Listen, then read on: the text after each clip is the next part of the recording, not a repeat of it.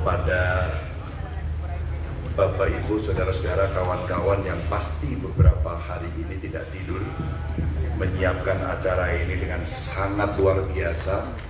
Maka tentu persiapan itu hari ini mendapatkan respon, mendapatkan hasil yang insya Allah juga luar biasa karena kehadiran Bapak Ibu semuanya. Assalamualaikum warahmatullahi wabarakatuh. Selamat malam, salam sejahtera untuk kita semua.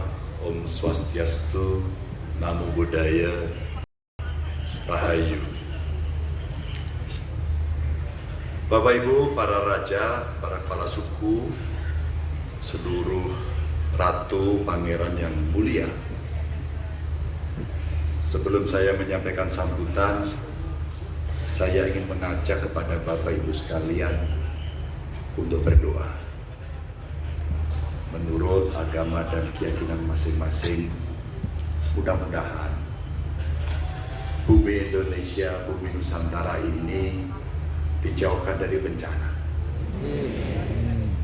Dan bencana yang telah menimpa di beberapa daerah, kita doakan diberikan kekuatan kepada seluruh warganya.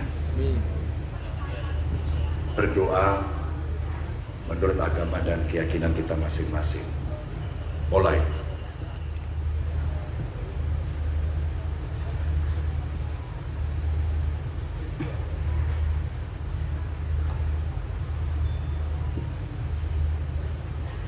Amin. Untuk pendiri Matra, terima kasih sudah kali kedua menyelenggarakan. Sebenarnya tahun lalu waktu di Bali saya ingat sekali, pengen sekali saya bisa hadir. Tapi nampaknya hadir secara daring membuat kita hari ini bisa bertemu secara luring. Itulah silaturahminya. Dan tentu pada Pak Ketua Umum DPP Matra yang mulia yang sudah menyampaikan sambutannya. Bapak Ibu, para raja, ratu, permaisuri, dan saya melihat ada banyak tamu dari negara sahabat yang hari ini ikut hadir. Terima kasih. Selamat datang di Jawa Tengah, di Candi Borobudur, dan di Indonesia tentu saja. Mulai dari tanah yang kita hari ini, yaitu tanah warisan Wangsa Sailendra. Ini adalah wilayah yang punya cerita keramat. Sampai sebuah tanah yang di dalamnya tertancap raja Kalacakra dan menjadi pakunya tanah Jawa. Tanah-tanah itulah yang menjadi penambah spirit dan energi untuk mewujudkan kemakmuran bagi seluruh manusia yang ada di atasnya. Bapak Ibu hadirin sekalian, pada kesempatan yang berbahagia ini saya ingin menyampaikan sambutan atas nama Republik Indonesia. Itu judulnya. Untuk mengawalinya ada sebuah ungkapan dari para cerdik pandai yang mengatakan demikian, Bapak Ibu. Jika budaya dan tradisi adalah benteng negara, maka kerajaan dan lembaga adat menjadi mercusuar yang merekam segala keadaan. Apabila kita mampu mengorkestrasikannya dengan harmonis, maka Indonesia akan semakin tangguh dalam berlayar dan teguh saat berlabuh. Bapak Ibu, ungkapan ini saya sampaikan di awal untuk menunjukkan bahwa ya, dalam cerita yang sangat panjang, dalam sejarah yang sangat panjang, kita semua, Bapak Ibu sekalian, leluhur kita berkontribusi atas berdirinya Republik ini. Bapak Ibu yang sangat saya muliakan, ketika kaum kolonial berhasil menjarah kekayaan dari tanah kita, tidak sekalipun mereka berhasil menjarah, apalagi membuat musnah budaya dan tradisi yang kita miliki. Tidak akan pernah. Mereka tak akan mampu memusnahkan budaya dan tradisi, sebagaimana mereka juga tidak mampu menghancurkan tatanan budaya dan tradisi Aceh, Minang, Deli, Palembang, Riau, Jawa, Luwu, Buton tadi ada di sana, Ternate, Mentawai, Bali, Madura, sampai Pulau Timur jauhnya ke Papua sana. Karena budaya dan tradisi letaknya jauh di dalam sanubari, di dalam jiwa kita semuanya. Dia bergerak membentuk perilaku, kebiasaan sampai kepribadian masyarakat. Dari situlah Bung Karno menyebut sebagai sumber inspirasi, sumber penggalian utama dari Pancasila. Karena faktor tradisi dan budaya ini pula lah yang akhirnya lahir sebuah pergerakan kebangsaan bernama Indonesia. Maka Bapak Ibu hadirin yang sangat saya muliakan, berkumpulnya para raja, kepala suku, serta anggota masyarakat adat Nusantara ini, bagi saya ini menjadi sejarah terbesar di bumi Nusantara setelah lahirnya Indonesia. Maka tadi saya mendapatkan cerita dari ketua Pak Gubernur, dari acara pertama ke kedua bukan berkurang, malah bertambah jumlahnya. Dan itu kita harus siapkan untuk tahun berikutnya, yang mudah-mudahan kita tidak hanya mengundang dari yang Nusantara, tapi kita bisa undang dari banyak negara tetangga.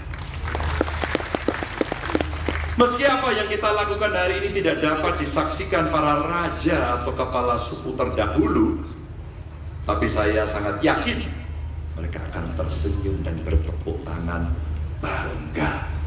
Sekali lagi, bangga. Mungkin mereka bakal meneteskan air mata bahagia karena melihat persatuan, kerukunan, serta terpadunya generasi penerusnya untuk mewujudkan cita-cita bersama atas nama Indonesia. Sebuah negara yang menjadi rumah besar bagi semuanya. Dari Sabang sampai Merauke, dari Miangas sampai Rote, seperti Marstan yang dinyanyikan. Banyak orang Bapak Ibu yang menyaksikan ketika sebuah negara sudah berdiri, apakah kerajaan atau lembaga adat masih relevan keberadaannya. Apa tidak cuma menjadi romantisme masa lalu yang sia-sia? Ada yang bertanya itu. Maka dengan sangat lapang saya ingin menjawab, seluruh kerajaan dan lembaga adat selamanya akan tetap relevan dan dibutuhkan oleh negara ini. Ini juga bukan sekedar romantisme Bapak Ibu, karena Indonesia bukan apa-apa tanpa mereka. Indonesia bukan apa-apa tanpa kontribusi dari leluhur panjenengan, leluhur Anda semuanya, leluhur kita sekalian. Karena Indonesia tidak akan pernah ada tanpa mereka, maka kita bukan kacang sing ninggalan jaran. Terjemahannya tanya sebelahnya. Bukan kacang yang lupa pada kulitnya. Kerajaan dan lembaga adat selamanya akan menjadi spirit kehidupan terbesar dalam pergaulan kenegaraan dan kemanusiaan. Inilah keramat terbesar Nusantara. Berjuta-juta syukur saya haturkan ketika tanah Jawa Tengah dipilih menjadi pijakan bersatunya keramat dari seluruh penjuru Nusantara yang hari ini hadir. Terima kasih. Terlebih lagi, saat ini kita semua berdiri di halaman mahakarya leluhur kita yang bernama Candi Borobudur. Ada di belakang sana. Sebenarnya tempat ini mengisyaratkan betapa tingginya capaian yang dilahirkan dari sebuah kebudayaan, dari sebuah lembaga adat. Tempat ini jadi teladan pamungkas bagi kita yang masih ngugemi kerajaan, yang mestinya juga bisa melahirkan sebuah mahakarya berikutnya, apapun jenis dan bentuknya. Karena disitulah dapurnya ketahanan adat dan budaya itu. Tapi Bapak Ibu hadirin yang saya muliakan, jika kita introspeksi lebih dalam, Sebenarnya sudah seberapa besar upaya kita untuk nguri-uri serta mengembangkan budaya dan tradisi yang bersemayam di negeri ini. Jika kita menyebut bahwa negeri ini memiliki kebudayaan yang adiluhung, sebenarnya seberapa keras usaha kita dalam mengamalkan dan menyemarakannya. Jangan sampai kita jadi kata dalam tempurung. Jangan sampai budaya dan tradisi mati di rumahnya sendiri. Tentu Bapak Ibu semuanya pasti tahu bagaimana saat ini kalau kita melihat tetangga kita umpama Korea Selatan, semakin melambung namanya berkat tradisi dan budaya yang dibangun. Demikian juga dengan Jepang, Italia, Perancis, Inggris, dan India. Bahkan Amerika yang katanya tidak memiliki akar budaya yang kuat bisa menghasilkan produk kebudayaan yang hebat yang banyak negara kemudian meniru. Ada Superman, ada Spiderman, Captain America, dan lain sebagainya, tokoh-tokoh heroik. Padahal Bapak Ibu hadirin sekalian, kita kan sama sebenarnya ya, meyakini bahwa negeri ini lebih kaya dibanding mereka dari sisi budaya, dari sisi seni, maupun Bapak Ibu semua kebiasaan-kebiasaan yang hidup dalam keseharian. Jika saat ini kita tertinggal dari mereka, apakah kita bisa mengejarnya? Sebuah pertanyaan yang harus kita tanyakan terus-menerus kepada anak cucu kita. Sedikit pun sebenarnya tidak ada keraguan di hati saya Bapak Ibu. Lebih-lebih saya yakin Anda semua tidak akan pernah ragu. Seperti saudara kita yang dari Bali, dengan adat, dengan budayanya, dengan turis yang banyak masuk, tidak pernah tergoyahkan sampai hari ini.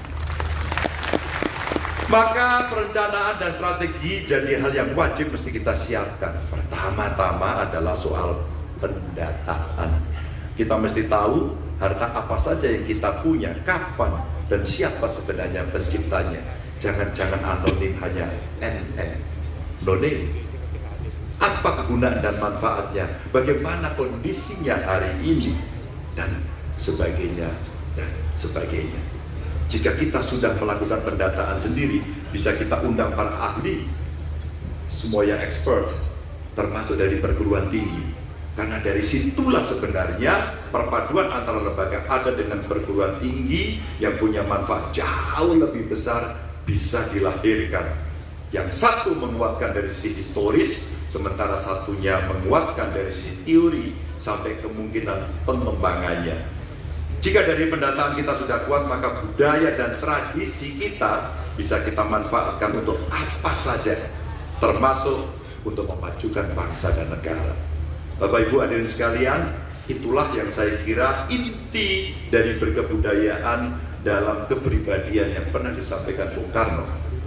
Laku atau berkebijakan apapun yang kita lahirkan hendaknya berdasar pada kebudayaan. Itulah sebenarnya kekuatan kita yang kita miliki hari ini.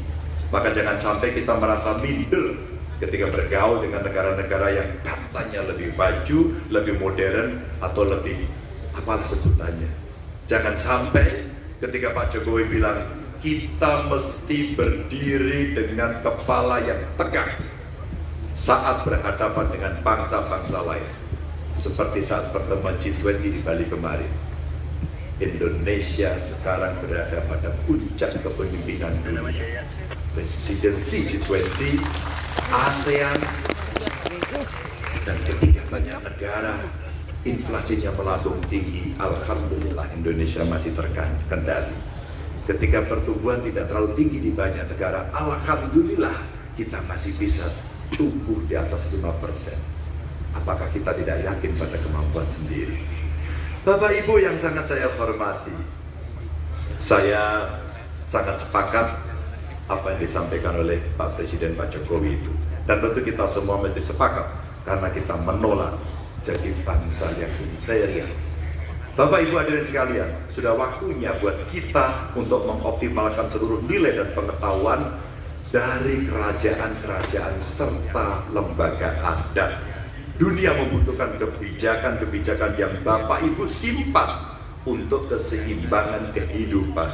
Untuk merealisasikan itu tidak ada pilihan bagi kita selain harus menjaga martabat kerajaan dan lembaga adat yang ada di seluruh penjuru dunia. Saya menyampaikan terima kasih karena Bapak Ibu sedang menjaga itu. Bapak Ibu yang sangat saya hormati, semoga dengan festival ini kita akan benar-benar memperoleh ketahanan adat dan budaya nasional yang kita miliki. Karena cuma jalur inilah yang bisa membuat masyarakat dunia terbuka, terpesona dengan Indonesia. Terima kasih. Wassalamualaikum warahmatullahi wabarakatuh. Om Santi, Santi, Santi. Waalaikumsalam warahmatullahi wabarakatuh. Bapak Gubernur mohon berkenan tetap berada di atas panggung mendengar sambutan Pak Ganjar tadi.